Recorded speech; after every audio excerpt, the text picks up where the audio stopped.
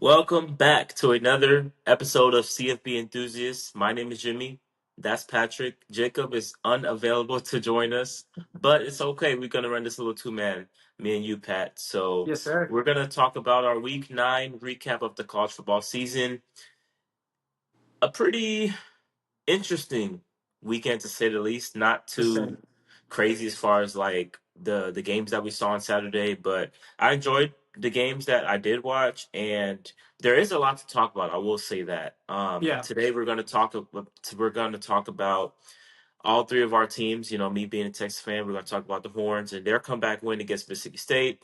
Pat, we're going to talk about your Ducks and a lackluster win against Wisconsin at home. Yeah. And the biggest one, LSU getting absolutely destroyed by Texas A&M at home at night. So we're going to talk about those three things. A little bit about. I want to talk a little bit about some of the other teams around the country that are having unprecedented seasons that we didn't really see coming. And I want to talk about Alabama a little bit, and then we can talk about like other takeaways we've had from this weekend. So without further ado, let's just hop into this thing, man. Yes, Pat, let's sir. talk about your Ducks first. Yeah. A shaky win at home against Wisconsin. It was rainy, not the best weather. 21-7, correct? Mm. Yeah. And Dante Moore leaves the game. He didn't return. How are you feeling about the Ducks, especially offensively? I know there's been a lot made about Will Stein and his play calling and the offensive line. So where are your thoughts at after the game last night? Defense looked the part. I mean, came out and I think Wisconsin had one completion in the first half, maybe four or five on the entire game. Um, Defense looked the part. Offense, I don't know. The moment Dante Moore gets sacked once in the game, Will Stein throws out everything from his game plan. Like last week versus Hmm. Rutgers, we saw him get super creative, pull a lot of tricks out, run some nice plays. Um, Yesterday, I mean, it was bad. We had minus 16 rushing yards in the first quarter. Um, he was just, I know it was raining, but he was still just running inside zone, and screen, running back screen. Like, that's cool, but it wasn't working. Um, that's always been his problem. Is just he's a very screen heavy play caller, which I know Sark is too, so we both see it. Yeah, I'll touch them up. Yep.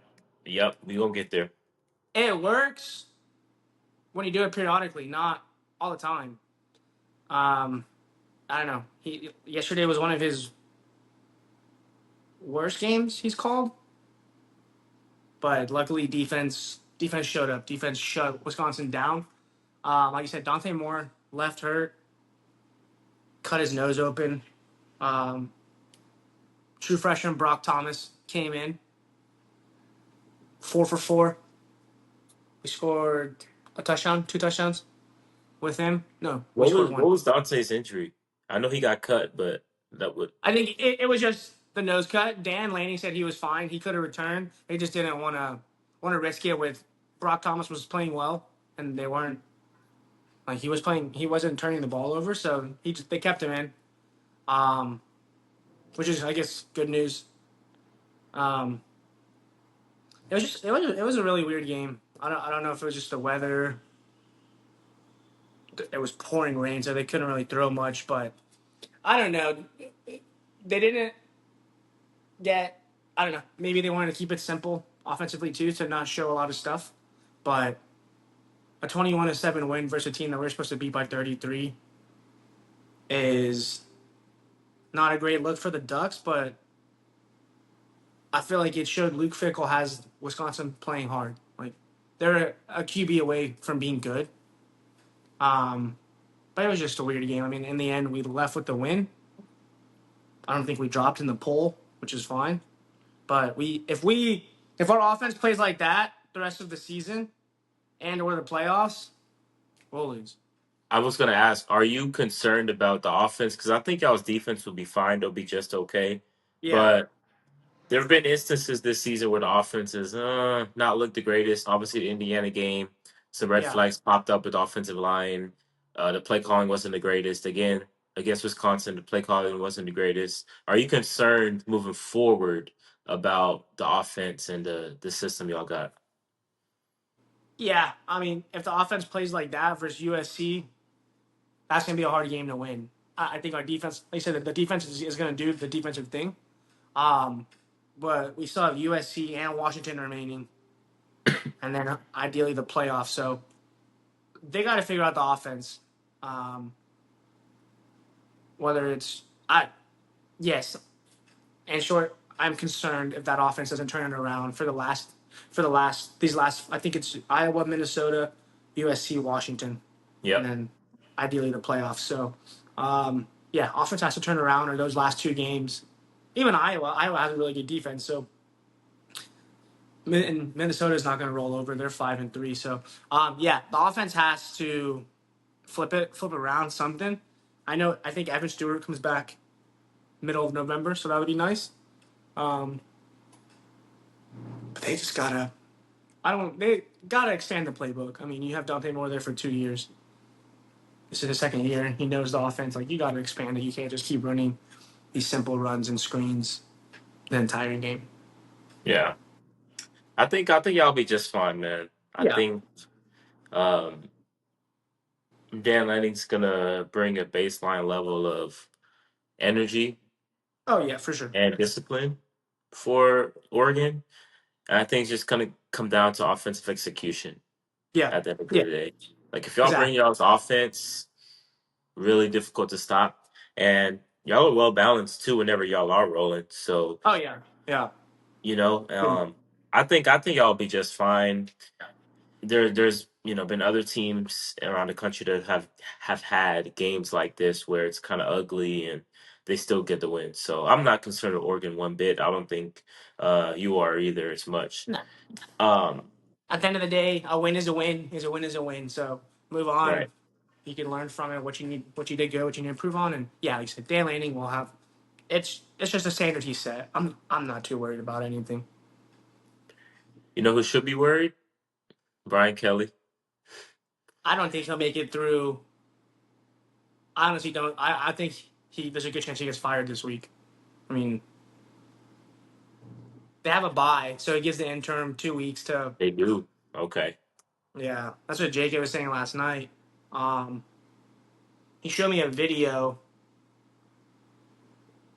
I watched the game with him, but there was no fans there at the end of the game. Like they had all left, They were and gone.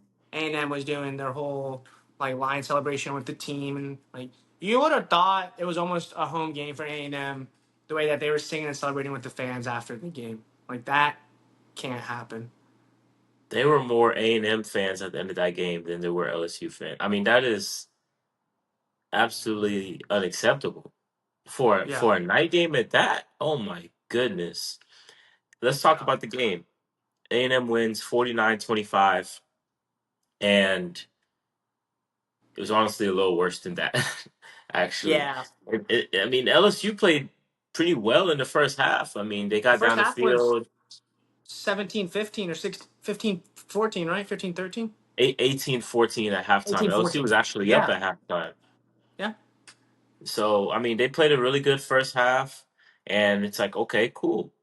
And they started to shut down A&M's explosive offense in the second quarter, and I'm like, okay, LSU's about to lock in and get that signature win.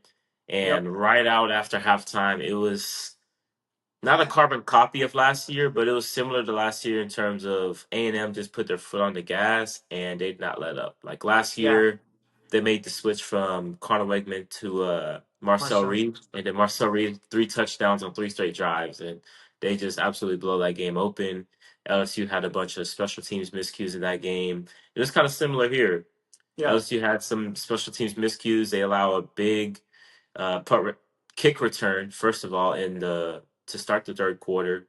A&M goes yeah, down and scores. Um, LSU has to punt, and then I think after that Concepcion had the punt return touchdown. touchdown, Hmm. that blew the game open from there. And Yeah, LSU's offense is not efficient enough to come back from being down 2, 3 scores at this point in time. Especially when you have a gunslinger like Nussmeier, who is very turnover prone. Now he can turn the ball over in this game, but the offense is just not efficient enough to right the ship when you're down like that. The O line gave him no time to throw. O line was terrible. They couldn't run the Um, ball effectively. It yeah, was bad. in the first half, Harlan Berry started. I think he had like 15 carries for 60 yards and a touchdown. In the second half, Yep. he had one carry. Like Bad. it's just I think that falls on. Kept seeing Brian Kelly get mad. He slammed his headset on the punt return, blaming the special teams coach. Like, bro, every year something goes wrong. It's not your fault. It's somebody else's fault. Oh, this coach didn't do that. This coach didn't do that. You're the head coach. It's your team. Like, you can't blame everybody. Um, I just, yeah, they looked flat in the second half. Like,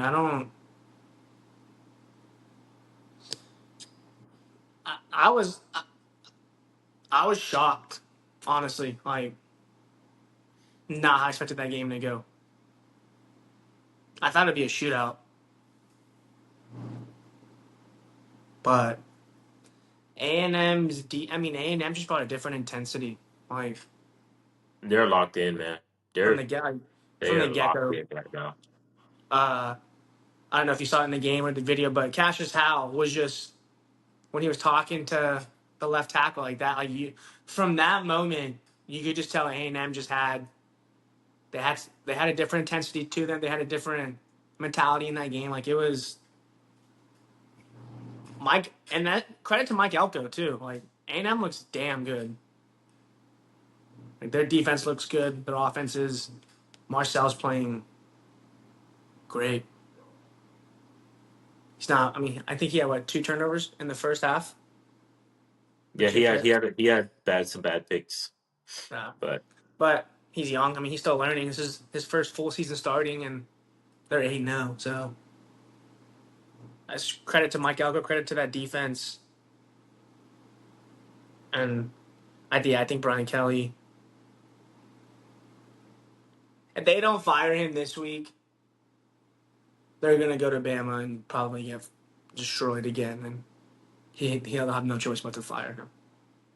that's why I'm like they might as well fire him now because they're not beating Alabama at Bama. I'm sorry. Right? You can see like what kind of like you can see what you really got on the team. Like what Plus, I kind mean, of you kind of have to stay ahead of the game now because there's been so many coach firings this you want to get. season.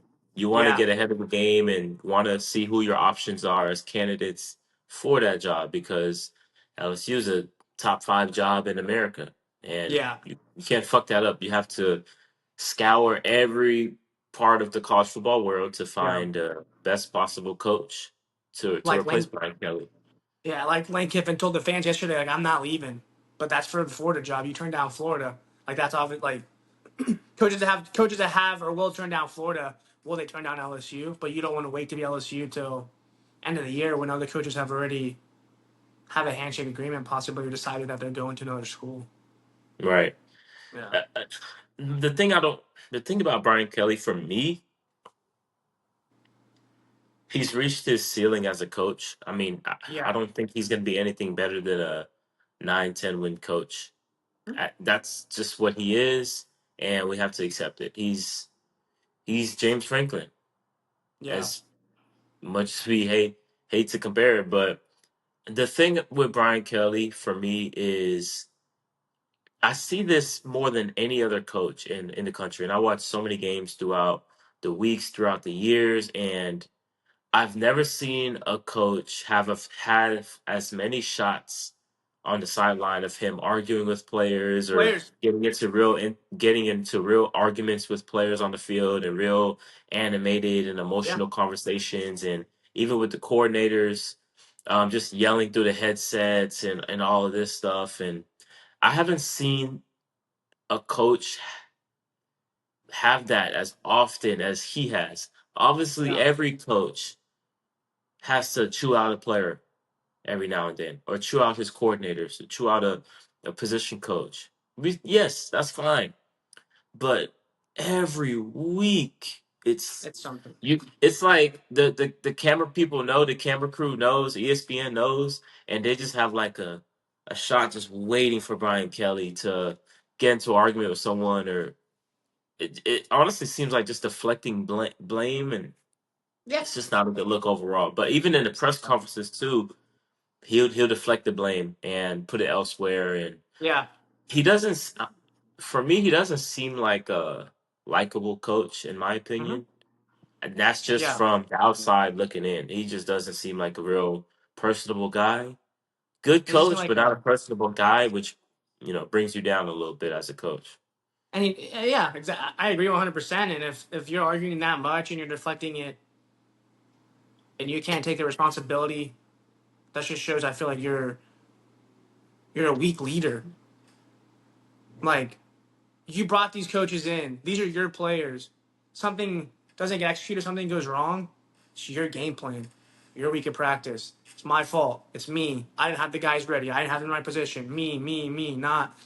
Yeah, the special teams coach, the players, or you just yelling at the players like it's just gonna make them not respect you. Like or one of I mean, yeah, it's just I agree. I've never seen a coach have that many negative interactions with players and coaches on the sideline, or even in the press conferences. It's just bad. Like who was a receiver? Like it might have been Malik Neighbors or Kyron Lacy, one of the two, but he got in a heated argument with them like multiple times on the sideline, and you don't see that with a college coach and a wide receiver. Yeah.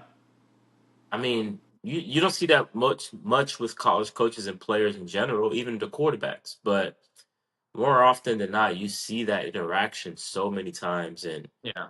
it's maybe it's just how he comes across. It's just not resonating with the players. Yeah, because I say like even like I know I'm not comparing them, but like Nick Saban, like you would see him yelling at the players and chewing them out, but it wasn't in a It was different negative. though. It wasn't in a negative, blamey type of fashion. It was like, hey, this is what you're supposed to do. We've prepared for this. You did this. Like it's just like, come on, I know you're better. The Not difference what. is the difference was when he threw out the player, that player didn't say shit. He listened to Right. every word Saban Looked said him in the and eye, said, looked in my eye, "Yes, didn't sir." say And shit. With Brian Kelly, they're arguing back. They're damn near throwing their helmet and yelling. That doesn't happen. nah, you That don't, shouldn't happen at and least. you don't see that across like these other top teams in the country. Like you don't. That doesn't be happening. Like you don't. And the one It's time it just. did happen with Saban, that motherfucker was off the team like the next day. Like Yeah, bro. I don't know Those if you other guys remember it, came but in and were like, "Bro, what the fuck are you doing?" yeah, I think I forgot what the story was. They I think they were playing Georgia in the Natty, Yeah, it was the and it was like linebacker. the second string linebacker or something. hmm He was arguing with Saban, and yeah, after that, his ass was never to be Yeah, seen again. I think he played and you like saw, and you saw his maybe other five teammates reps against jump in, and Broncos. like you saw the other Yep. players jump in and have Saban's back. Like, bro, like that's just speaks to the levels of respect and the culture. Yeah, I Yeah. don't because yeah, I mean, like you said, he's reached his peak. He's gone 9-3 and 9-4 and 10-3 every year there, so he's not getting better. Sure, it's only getting worse. Like they And had he's gotten what do you say? $18 million roster, 5th year QB. Like they were supposed to be national championship contender. Man, he's Um, gotten LSU further away from the national championship picture than he Once he did got than he there, was before. yeah, And guess what?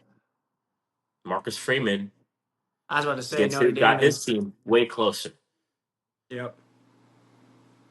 So that's Yeah. all that needs to be said. But Brian Kelly, I think the writing's on the wall. Here's a funny story, right? So I saw this tweet. You might have seen it too. That LSU had fired their longtime strength and conditioning coach. When Brian Tommy Kelly first got Moffitt. to LSU, Tommy Moffitt, a longtime strength and conditioning head coach for LSU. He was there for the Natties with Les Miles and Orgeron. As soon as Brian Kelly gets there, fires him. He's now at Texas A&M as their And then, yeah. head strength and conditioning coach. They beat the brakes off of LSU back to back years. You see what Marcel Reed said? He said they put a bag of. Wait, what was it? Yeah, They he put put a. Brian Kelly's face on a tackle dummy and brought it to practice on Thursday. It's personable for him. Personal for him. He Yeah. won 3 natties at LSU, and your first order of business is, hey, man, you've been here for 18, 19 years. You helped win 3 natties, but you got to go. Like, bro, what the? Strength Yeah, coach is bro. one of the most important staff members that you're going to have. It's I going to don't have get it. your Like, players. if you don't have an issue with players just struggling with injuries or staying conditioned, why would you fire a strength and conditioning coach who's Right? been there for so long? Yeah, Obviously, he's doing something right, it helps the and it's not injuries, like the it's the same conditioning, thing. the strength, and even just like their mentality. Like if he's putting him through rigorous workouts and they're having to hit a different level of focus and push themselves, like come the games, I'm not gonna get tired. It's the fourth quarter, game's tied, 6, 7 minutes. Like 600, uh we know we gotta hit that second gear like we hit in the workouts and just finish it off. But yeah, let's really good fire point. the strength coach. Yeah, I don't. Right, man. The whole staff has to go. Like Jacob was saying, like even it's just been the same. The defense, offense, it's been the same thing for 3 years. Like you And gotta just clean house. last point on BK. I don't know what it is, but he always has some weird special teams blunders in Yep. big games. It's the weirdest shit. Yeah. Like, this year, obviously they get the punt return and good kick return yardage. Last year against A&M, I think they had two missed field goals. A third field goal was bobbled snap, and I don't know. That's been an issue for years now with Brian Kelly. I don't know what it is. He switched out special teams coordinators, and it's been like the same result. So that's weird. I think even going back to his time at Notre Dame, he's had like special teams issues, and then you look at Notre Dame, Marcus Freeman now, they have one of the best special teams Yeah. In the in the nation. country. Yeah. Yeah. So Um. um, Last little thing on Brian Kelly. If he does get fired, his last 2 losses would be to Vandy with Clark Lee and A&M with Mike Elko. Both were his defensive coordinators at Notre Dame. wow. Yeah, I saw that. Whew, that's bad. And Yeah. I saw a comment on that post, and they were like, "Oh, Marcus Freeman won't get the chance to because he'll be fired because BK will be fired Yeah. And because Freeman they was would his only meet DC, in bro." the. I mean, I guess a bowl game, but Yeah, at BK this be point, I gone mean, by then though. at this point, LSU's gonna play like in the Reliant Quest Bowl or something. Yeah. uh, um, Texas comes back and gets Mississippi State, wins 45-38 in overtime. Second straight overtime game for the Horns. Second straight game where it's been nasty, but this time in Yeah. shootout form. Texas showed their culture because for two and a half, 3 quarters of this game, it looked like any one of Tom Herman's games on the road. It did. I'm like, is this a Tom Herman? It brought me flashbacks to those days where anything that could go wrong did go wrong against a mid opponent. Yeah. And why did Texas turn it on? They aired the fuck out the ball. They said, Yeah. fuck this 12 personnel, fuck this shit, all these weird, wacky formations that Sark likes to be cute with. We're going to go 11 personnel. We're going to have 3 full wide receivers out there, and we're going to sling this rock around. And this is not the first time the Archers looked really good when we've played this way. In the Florida game, when we were making our comeback, we spread the ball out, and Arch looked a lot better than he did in the previous 3 quarters. Even in the Ohio State game, remember how terrible he was? He didn't even have out. He had under 80 yards passing heading into the fourth quarter in that game. and then he flipped The it. last the last 2 drives of the game, the Yeah, touchdown drive, oh really the last 3 drives of the game. The touchdown drive though, and then the last drive where we got to midfield and almost, took it down the field. He looked a lot better, and that gave us yeah, hope. Like, okay, maybe, it's whenever we are in this 12 personnel, we're trying to be cute and just with weird formations, and it doesn't look good, especially with this offensive line. But I don't know what it yeah. is when we're able to spread the ball out to our wide receivers who are very talented, and Arch is not thinking as much. I think that's what it is. Arch doesn't have to think as much when we're running that type of spread offense, Yeah, and he can just launch the ball downfield. He looks a lot better. And he looked good in the Mississippi State game throughout the entire game, but in the second half where we had no choice but to pass, he looked good. he looks He looked really completely. Yeah, good. yeah. 29 to 46, 346, 3 touchdowns. He had one pick, but he had another rushing touchdown as well. He's looking better. He Um, is. Shout out to Matthew Caldwell who comes in and saves the day. I call him Matthew Coldwell because he comes in cold and he delivers. So Yes, sir. uh, he threw a beautiful fade route, which he actually, it's confirmed he audibled at the line when he came in. Really? He said the second play of the game. He comes in overtime on the road, bro, and actually audibled out of that play, the original play call, Which and it was a fade route. shows that, I mean, if he obviously QB's inaudible, but if Sark trusts him enough to allow him to be able to have control like that, then I which makes sense. He knows the offense. I mean, obviously QBs have to know the offense through and through, but the first play he came in, I think it was a tight end motion to the left, and he's like, bro, you're on the wrong side. Like, you got to get to the right. Like, that's Yeah, and just, we got a as a fucking backup false start. QB, you don't see that often. It's not like they didn't have to change up their offense. They were able to just keep it what they were doing. And then, yeah, like you said, he threw that beautiful, it was Emmett Mosley, right? Caught it? Yeah, it was. Yeah. Got the foot The, down, the toe tap. beautiful, and we ended up pulling us through. But you know what? I sent y'all the video last week of Colin Simmons Yeah. talking about how, hey, Sark said, oh, it's a defensive team right now. No, Colin Simmons came. No, it's offense, defense, and special teams. Yep. Offense And they got our showed that. back. Special got our back. We got both their back. Yeah. This is why Colin Simmons said what he said because the defense played like shit. Yep. Our great defense too, and I love our defense and all that. They played like shit. But It this is happens. why he said that each group has to have each other's back. The Yeah. offense, this was the best we've looked all year long. We scored 45 points today. Yep. Offense played pretty well.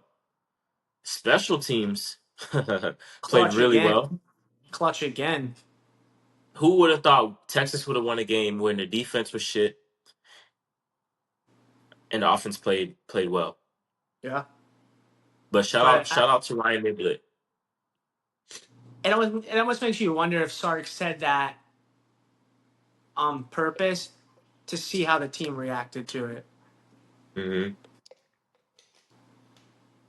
Yeah, Maybe that was so. just it was a great answer from Colin Simmons, but like you said, it showed if he believes that he's their leader on the defense, him and Anthony Hill and Michael Taft, like if one of your leaders is saying that, it just resonates throughout the whole team, Facts. which they showed it. Yeah, they look and they look good, and I think real fast back to the offense scheme. If Sark like obviously you see Arch is more comfortable in that when you're running more of the spread. Like why not cater your offense to the QB? I feel like he's trying to cater Arch too. Arch is not Quinn Ewers. Quinn wasn't Arch. Like I think to find success, you can't expect your QB to fit your offense. You have to fit your offense to your QB. Yeah. You have to, But and that's the what lack makes. of the lack of protection also makes that hard sometimes. Yeah. Well, that throws a monkey wrench to a lot of things that we do, but I really love what Yeah, you said. The quick RPO game and this dink and dunk stuff. I mean, Quinn, we took that for granted as Texas fans. yeah, The layups, the easy stuff. Yeah, Quinn hit that all the time. The stuff with Quinn where we got in trouble was he's the not the greatest mobility. deep ball thrower. He wasn't accurate in the deep ball. He wasn't mobile in the pocket, and he was turnover prone every now and then. Yeah, Well, Archer's turnover prone too, but he can he move. can spread the ball around more deep down the field. Oh He's a yeah, it's lot got a better going down the cannon. field. Now, I'm not saying that he shouldn't be hitting the layups because he absolutely should be hitting the layups. That he missed one or two, which was less than what he has been doing recently. But Yeah, he's more of a guy where you got to just spread things out for him. Quint plays better with two tight ends. yeah, Arch plays better when you're running 11 personnel. yeah. And Sark has to see that, but I feel like Sark is just so stubborn, and Stubborn and set in his way. he he he's. They asked him in press conference about how people were talking about how he should give up his play calling duties, and he was like, "Well, Yeah, that's what I got hired for. I'm a good play caller," which is fair, but which is fair, but you have to see what you have, and you got to see yeah, where you're finding the most success at, and you have to hammer home on that. and that's just where it's hard. Like as a head coach calling plays, if you have an actual OC, and let's say Sark had a OC, and he's just been calling the same offense as that worked for your past QB, but not working for this one. As a head coach, you can be like, hey, let's try this, let's adjust this. But if you're the head coach calling plays, nobody can really say, hey, let's not do that, let's not do this. Um, and I think you sent it, or maybe Right. Jacob sent it in the chat on Instagram of in the last 25 years, there's only been four head coaches that have won a title calling plays. Right. Yeah. So, and that just goes to show you how difficult it is, bro. It's really good to have two people with an opinion of like, okay, Yeah. this is what we can You can do. We bounce it. shouldn't do this. Hey, Yeah. I'm seeing this. I'm seeing this. This is what the defense is doing when we do this and this down and distance in this area of the Yeah. field and just little stuff like that. But if like the quarterback coach comes up to you and be like, hey, I'm seeing it. Stark's not, Starts to be like, bro, that's come not on. his place. Yeah, but And again, that they're gonna feel like that's not my place to go tell the head coach that he needs to adjust his offense. Yeah. yes, shout out to Ryan Niblett too. This Yes, is the sir. third straight week where he has absolutely changed the game for us. He punt return against OU to put that game out of reach. Mhm. We had the Kentucky game where he returned two punts inside the 10-yard line. One of them he Sheesh. scored a touchdown. The other we ended up getting the field goal in. That was 10 of our 16 points against Kentucky was created by Ryan Niblett. Yeah. We needed every bit of that. And then comes down the field again against Mississippi State, returns one to the house. And I don't know why they kicked to him because earlier in the game he had a nice return. It was like 15 yards or something, but it was a nice return. We were like, oh, okay. Yeah. But He's still getting they shifty kicked a on it. direct line to him.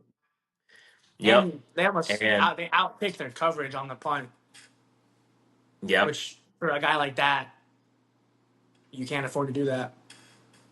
And I've never seen a guy go from we're fair catching everything and letting the ball roll, and felt like he was scared to field the ball. To Yeah. now, bro, he said, "Fuck this shit, I'm Devin Hester."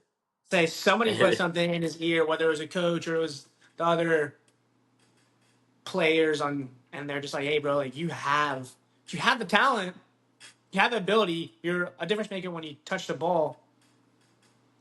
So what if you get 3 yards on? If you get 3 yards on a return, or you get 2 yards, or you get tackled for nothing, or you maybe run backwards, you get tackled for a negative yard loss. You can spring it wide open and take it inside the 10, take it for a touchdown at any point in time as well when you touch the ball. Just trust your ability and." He has, and it's paid off. Like I said, in 3 straight games, 3 straight wins, 3 straight massive special teams returns, and just you love to see it. One of the Texas insiders was at the game against Mississippi State, and they made a Mhm. change on their offensive staff. The co-offensive coordinator, the quarterback coach AJ Milwee, was moved to the coach's box when he was previously on the sideline. The passing game coordinator, Mike Beaumonte, was moved to the sidelines.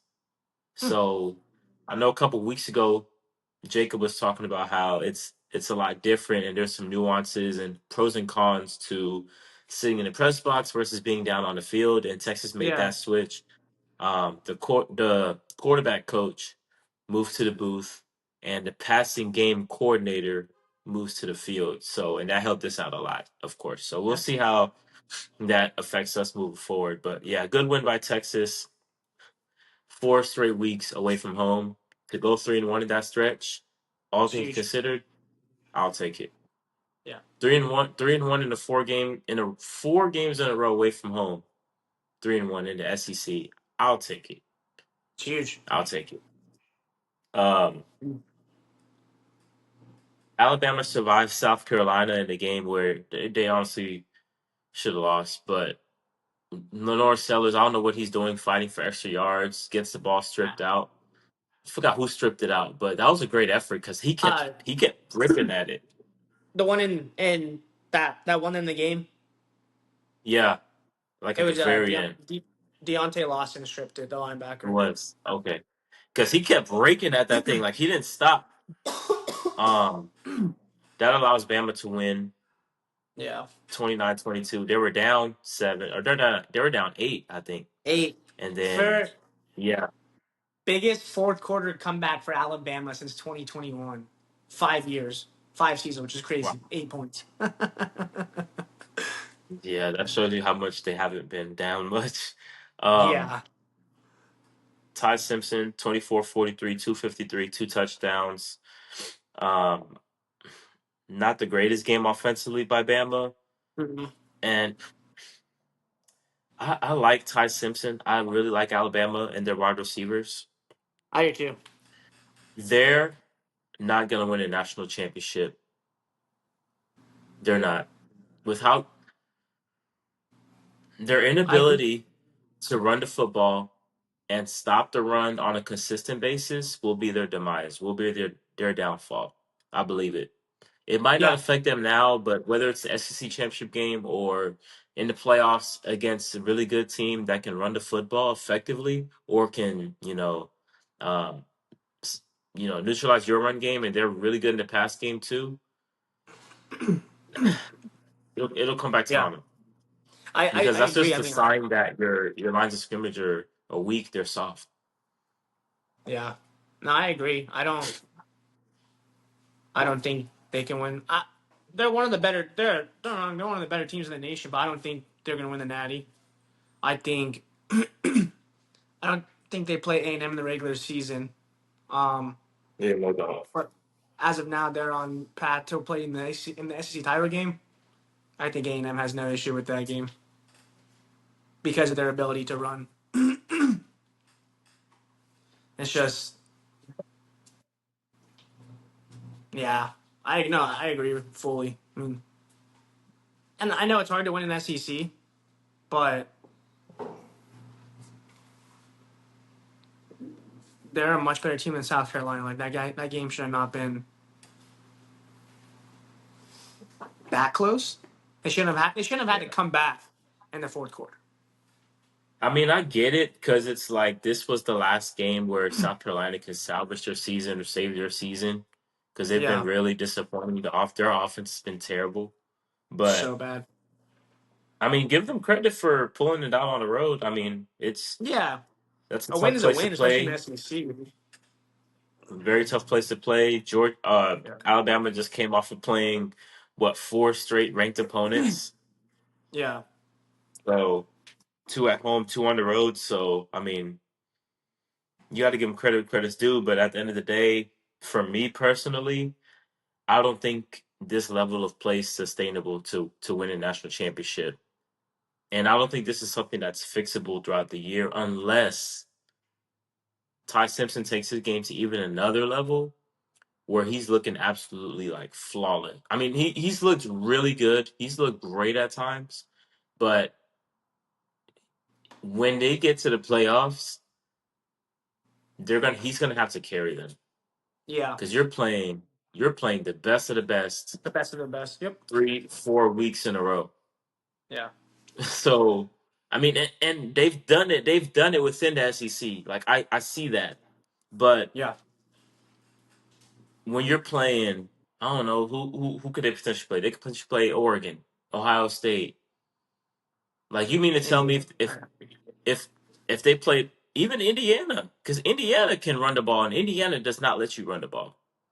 Yeah. So I don't know. We'll see. The Kaden Proctor gimmicky stuff where they put him at running back. He got in. He got another snap at running back. It's cool to Yeah. see, but it's It's not actually a bad sustainable. sign. Yeah. It's actually a bad sign because you You can't don't get have short yardage somebody. with yeah, you can't Yeah, get short exactly. yardage with Jan Miller. You can't get short yardage with Daniel Hill. Yeah. You got to give Hmm. it to your 350-pound left tackle. Yeah. Even Jeremy Bernard took a couple Wildcat snaps yesterday. He did. He did. Like, you So don't have the. Yeah, it's actually not a good sign. I agree. You got to take the ball out of your But running we'll back's see. hands to get.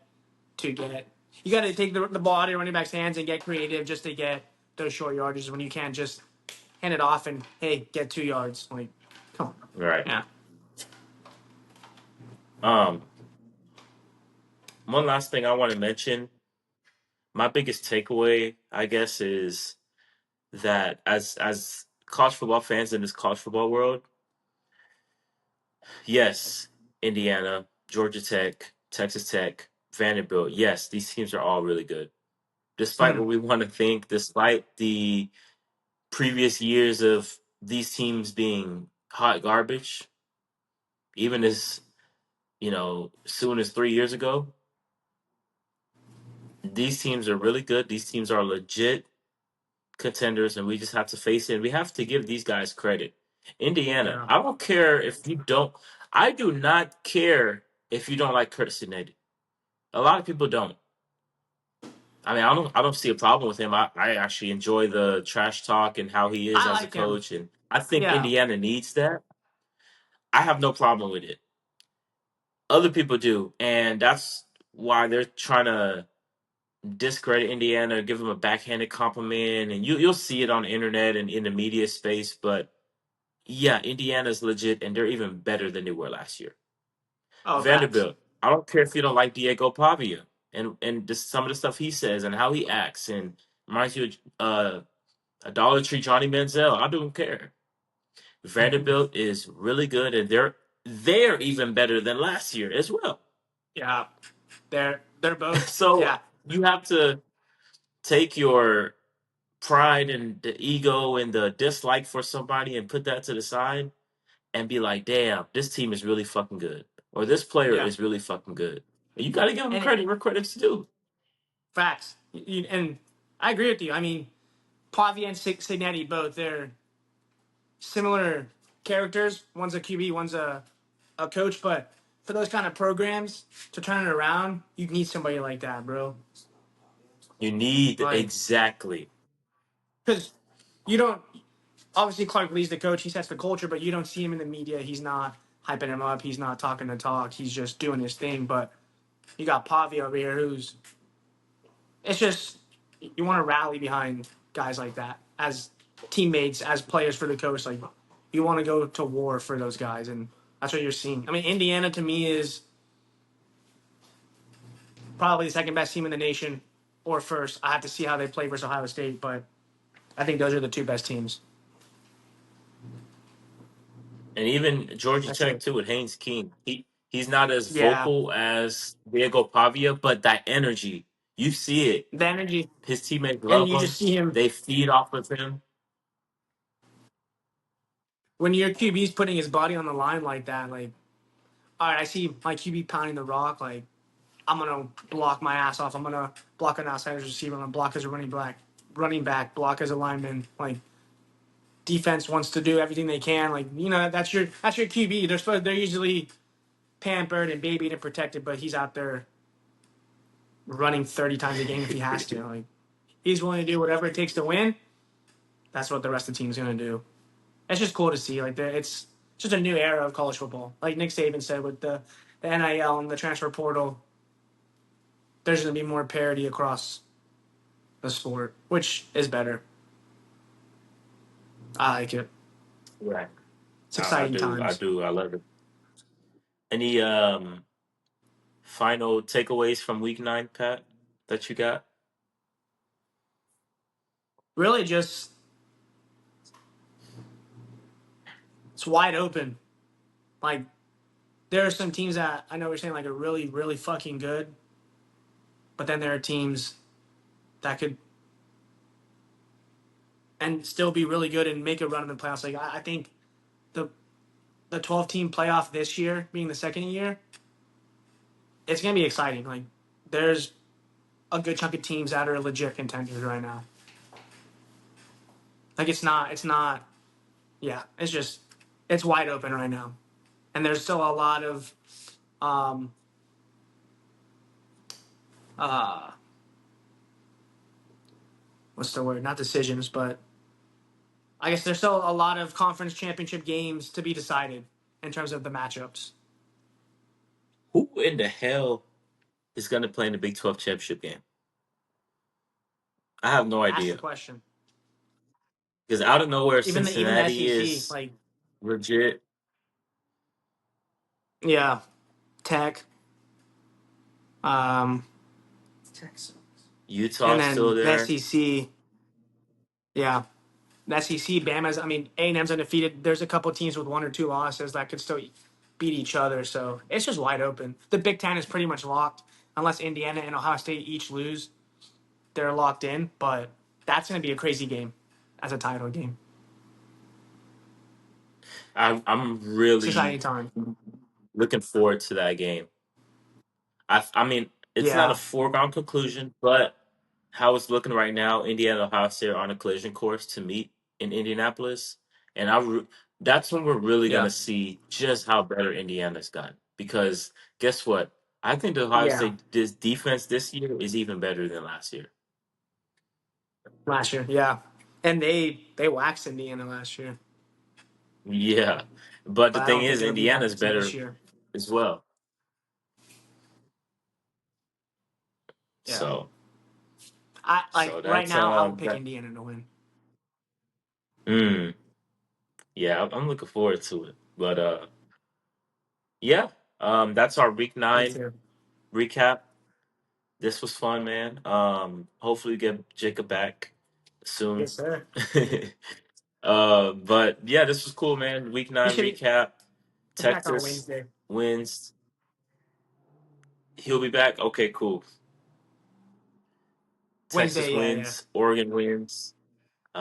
LSU got destroyed, but hey, we're gonna keep on going, man. Make sure to like, comment, share, subscribe if you're watching on YouTube.